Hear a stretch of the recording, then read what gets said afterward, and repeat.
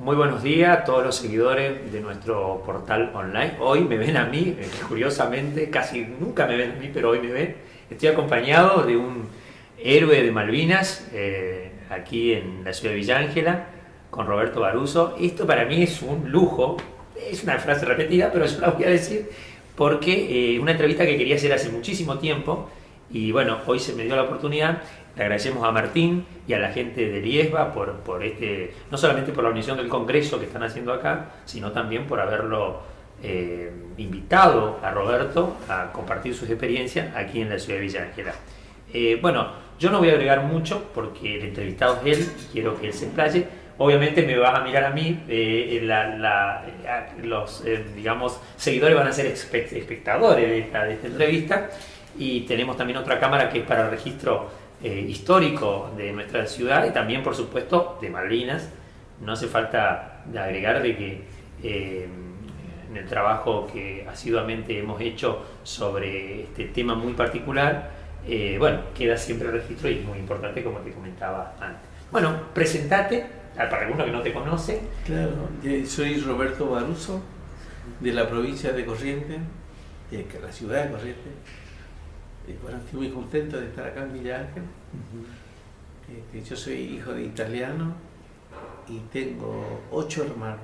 ¿8 hermanos? 8 hermanos. Yo soy digamos, el noveno. El noveno, el último. No, el último, o sea, conmigo el 9. 9 ya se completa. Yo soy el del medio. El del 4 medio. Abajo y 4 arriba. Yo soy el del medio. Del medio. Y bueno, estoy contento de estar acá porque Martín, hace ya un tiempo atrás, Julio, bueno, se tomó el trabajito de ir hasta mi casa, a tomarnos unos mates, conversar, y bueno, me contó del el aniversario que se cumplía acá de los 50 años. Y bueno, digo yo, y 42 años ya pasaron de la guerra, ¿por qué no ir a compartir, digamos? La gente también quiere saber, quiere conocer. Acá hay muchos veteranos de guerra, realmente. Sí, acá tenemos 3 caídos. Mis hermanos. Yo les llamo mis hermanos con mucho respeto, ¿no? Porque todos, de una u otra forma, hemos aportado nuestro granito de arena en Malvinas, y lógicamente que la circunstancia del combate te va condicionando.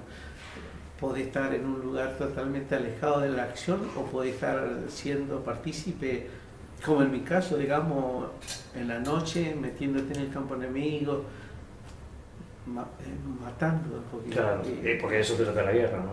De eso se trata la guerra, de eso se trata la guerra. Roberto, mientras nos está cebando mate Martín, ¿era para él o para mí? Para los dos, vamos a ver, mientras yo hago la pregunta. Martín. Roberto. Perdón, Roberto, Martín nos dio el mate. Yo siempre confundiendo los nombres. Quería preguntarte, antes de entrar a todo el tema más crudo sobre Malvinas, ¿cómo te interesó? Porque hay también, como en esta época, sobre todo después, durante la entrevista más famosa que vos viste, creo que fue capaz que la de Fantino, no sé si es más famosa, pero la que más se conoce, en el programa ese.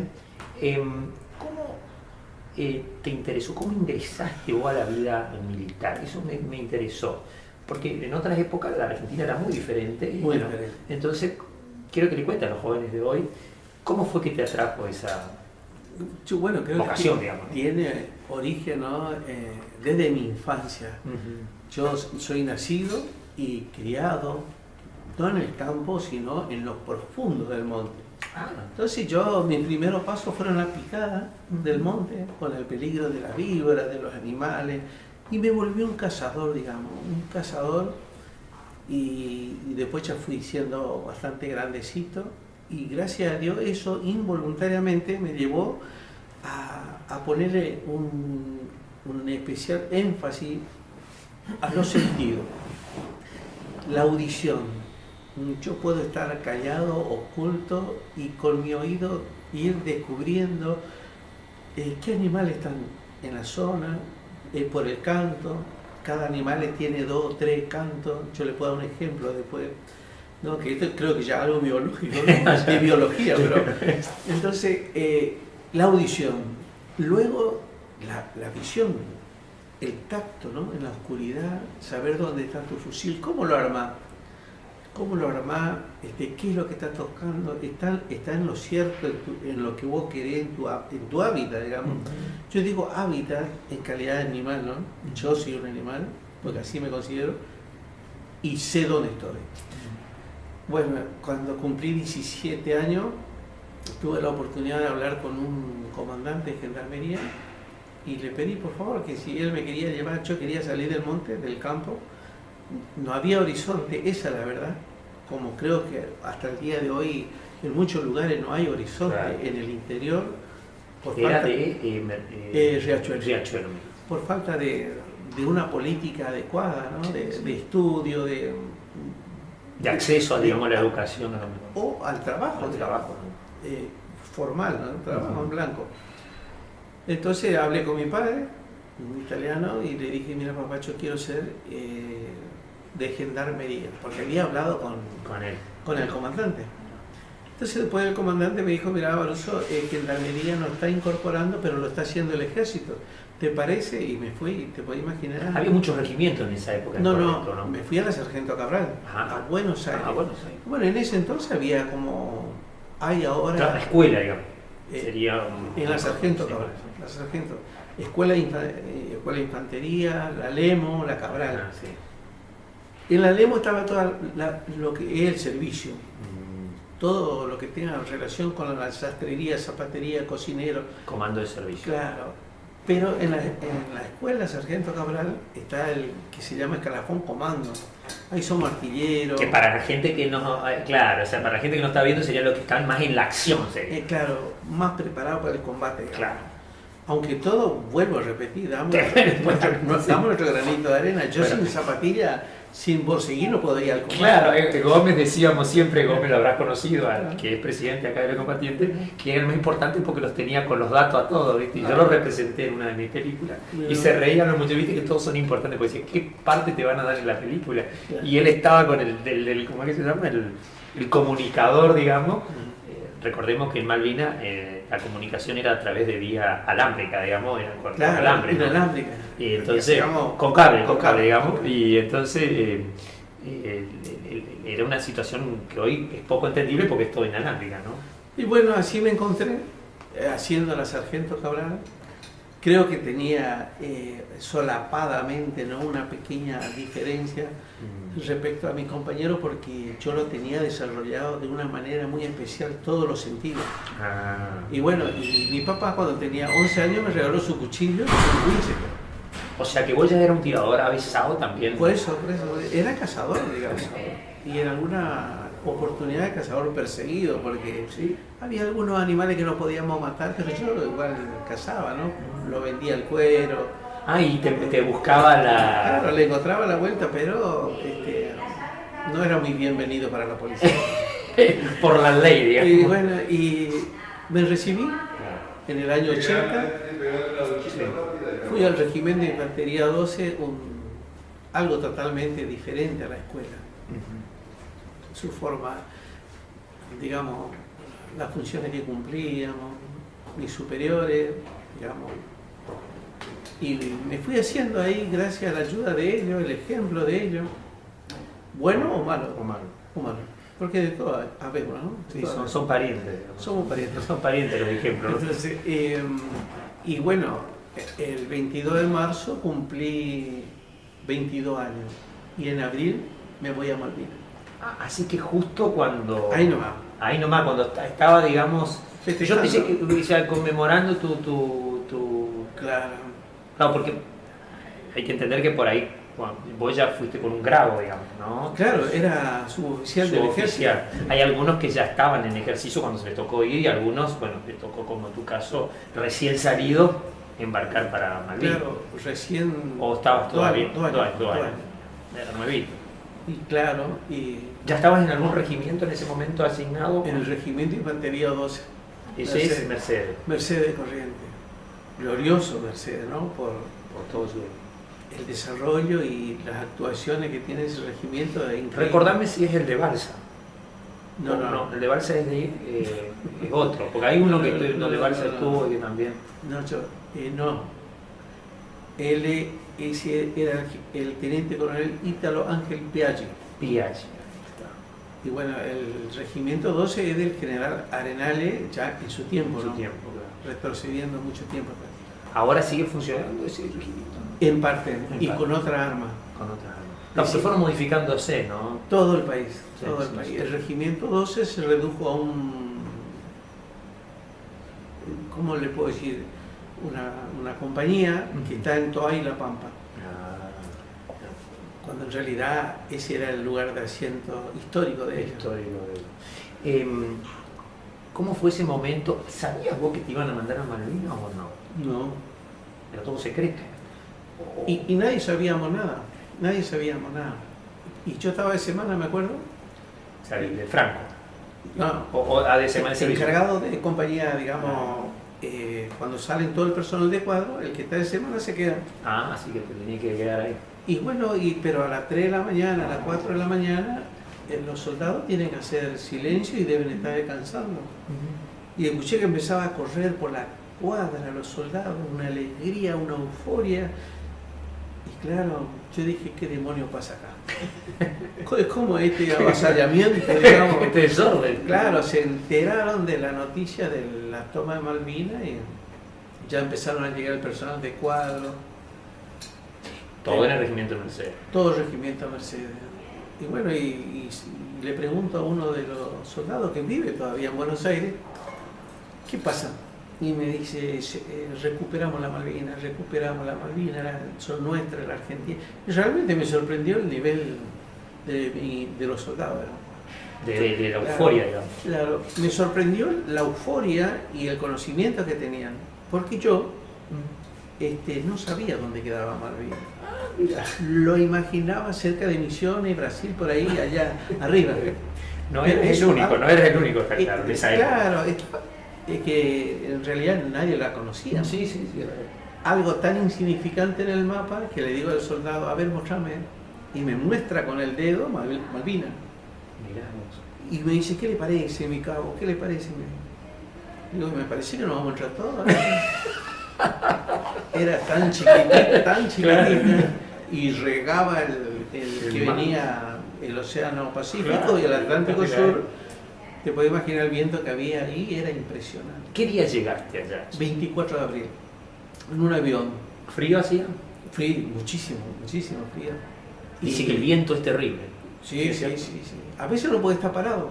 No, claro, te estoy diciendo que es un montículo de piedra Golpeado. entre el Océano Pacífico y el Atlántico. O sea, el viento ahí era mortal. Y bueno, yo siempre digo, y lo digo con sinceridad, yo llegué en calidad de turista. Porque yo llegué con todos mis soldados, tenía ¿Cuántos? 9 soldados tenía A cargo tuyo. a cargo mío, yo era jefe de grupo, instructor de ellos.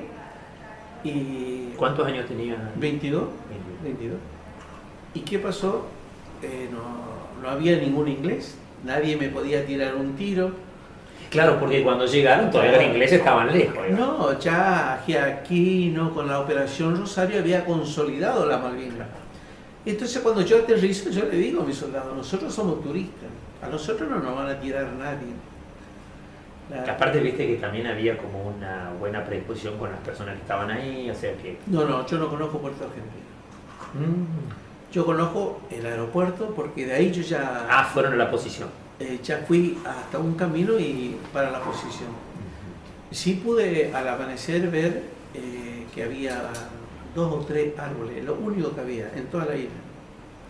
Y yo antes de irme, contestándole la respuesta a un soldado, ¿no? Que creo que siempre le hay que contestar al soldado la respuesta. Hay que darle una respuesta. Recordame, ¿eran conscriptos? Sí. Soldado 62 y 63. 63. Ayala, por ejemplo, es 63. Allá le recordemos el que ayer dio una charla aquí en Villa Ángela y se encontró con el Claro. que es soldado de León. Entonces, ¿Él estaba en tu compañía en ese momento o no? estaba en mi O sea, ¿estaba en tu grupo, quiero decir? claro, pero después él cae combatiendo en Darwin. En Darwin. Se los desplazaron después, digamos. Y bueno, él me preguntaba, por ejemplo, un soldado me preguntaba que si yo tenía algún plan en caso que los ingleses volvieran. Y yo estaba seguro que no iban a volver porque eso es lo que se decía. Claro. Que no podían hacer 13.000 kilómetros para volver a la isla. Aparte, en esa época, recordemos que 13.000 kilómetros era mucho más lejos que hoy. ¿Qué te parece? ¿Qué te parece? Y bueno, yo le decía, mire, nosotros nos vamos a meter en el monte. Nosotros somos correntinos, nos vamos a meter en el monte. Y bueno, que entren. Si quieren sacarlo, que entren. Ahí van a ver lo que es bueno. Cuando amaneció y vimos ese cementerio de piedra, era piedra, piedra, piedra. Se acerca el soldado y me dice, ¿cuál monte le parece más tupido? Decime si no es irónico, ¿no? Claro. Y me dice, bueno, sea cual sea, no había monte, era todo piedra. Todo piedra. Aunque ahí se le llama monte. Ah, claro. Monte Ken, Monte Harrer, ¿En qué monte le tocó a usted? Bueno, yo tuve Monte Ken. Monte Ken.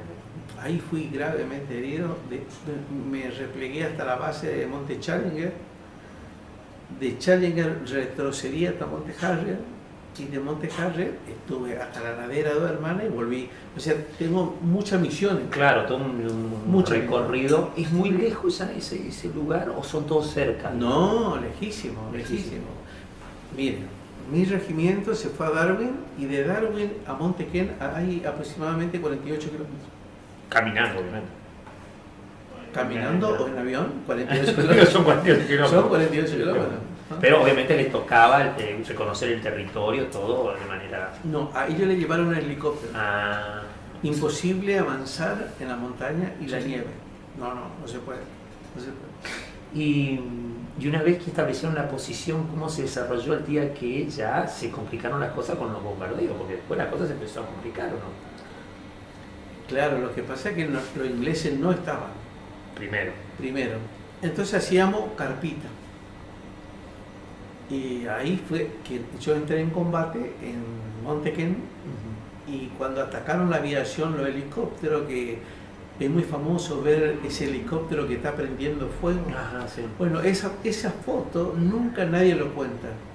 Esa foto lo sacó un tal Ávalo, soldado mío, con una Kodak de antes, ¿te acordás? Sí, la finita. La que tenía cinta, sí, no sé sí, qué. Sí. Bueno, él sacó toda esa foto. Era muy bohemio el tipo, sacaba. Artista, digamos. Artista. Él no combatía, él sacaba la foto al avión, al compañero. Bueno, para algo, viste, útil, digamos. Pero muy bueno porque realmente quedó en la historia. Claro, porque esa es otra cuestión, ¿no? Y bueno, y una noche sentí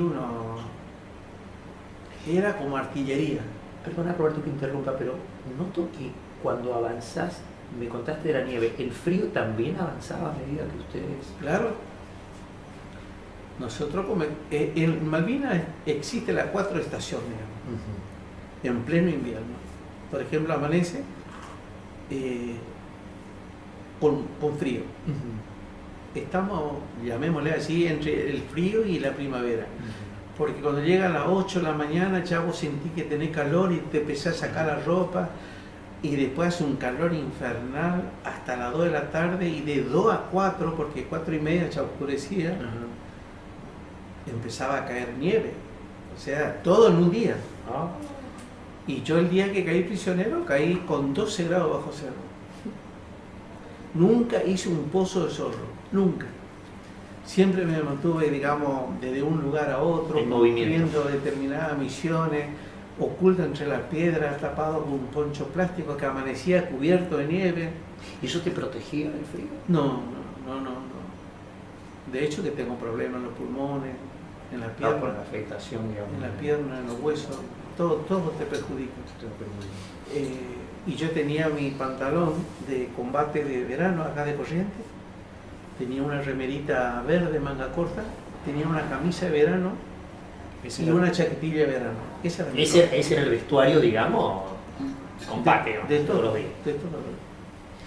Y cuando me comentaste que cuando llegaste digamos, ahí en el momento de los primeros combates, no te voy a preguntar si sentiste miedo porque sería absurdo la pregunta, pero uno por ahí puede sentir responsabilidad por lo que están, digamos, con uno, ¿no? ¿Cómo fue ese primer encuentro? ¿Era esperado o no fue esperado? No, porque el combate se llevó a cabo en Monte Ken de forma sorpresiva por los aviones. Ahí ya yo fui herido gravísimamente y todos mis regimientos subieron en el helicóptero, mi compañía, y se fueron a Darwin. Y me dejaron ahí en Monte Ken herido. Entonces yo caminé cerca de 9 kilómetros y yo el cuarto día logró sacarme el hierro del cuerpo. ¿Pero herido porque no te podían sacar o porque vos le dijiste que querías quedar? No podía hacer nada, estaba duro, porque recién fui traspasado por el hierro. Y bueno, y a mí me supuraba todavía la herida, después que me pisó el soldado, la mano, y yo logré sacar el hierro y bueno, me costaba cicatrizar, era una herida ya, como a mí me decía un sargento que devolvió todo cuando vio mi herida. Infectada. No, Roberto, me dice, esto te va a agarrar tétano. Pero bueno, cuando Dios nos quiere, nos quiere. Y bueno, y yo todavía supuraba, salía sangre, agua. Y una noche un bombardeo naval. Ahí ya los ingleses así hicieron pie en tierra. Y empezaban a tirar sobre la zona, pero te estoy hablando 100, 200 tiros, impacto de proyectil. O sea, de bomba. Claro, son los navales. Cañonazo. Cañonazo. Y bueno, yo estaba todavía ahí mal, recuperándome entre las piedras, tapado, tratando de cubrirme, que es algo irónico, porque si la bomba se te cae al lado, la onda expansiva te mata. Claro. Pero yo estaba en el foco del bombardeo y escucho el grito desgarrador de mi compañero, que ya no era de mi soldado. Eran de otros. Tengo 4 soldados muertos y los otros fueron heridos, ¿no? De gravedad. ¿Los que evacuaron en el helicóptero eran algunos heridos o eran todos personas que...? No, todos personas en condiciones. Por eso quedo yo ahí, herido. ¿A los heridos no los recuperaban o era por una cuestión, digamos...? No, porque ellos tenían que ir a cumplir otra parte misión de combate en Darwin. Y después te vendrían a recuperar, supuestamente, ¿no? Esa era la promesa. Era la promesa. Así que vos estabas esperando ahí. Sí, gracias a Dios. Yo creo que hoy vivir la vida que vivo, no me importa si llegó a tiempo o no, porque en realidad yo me curé.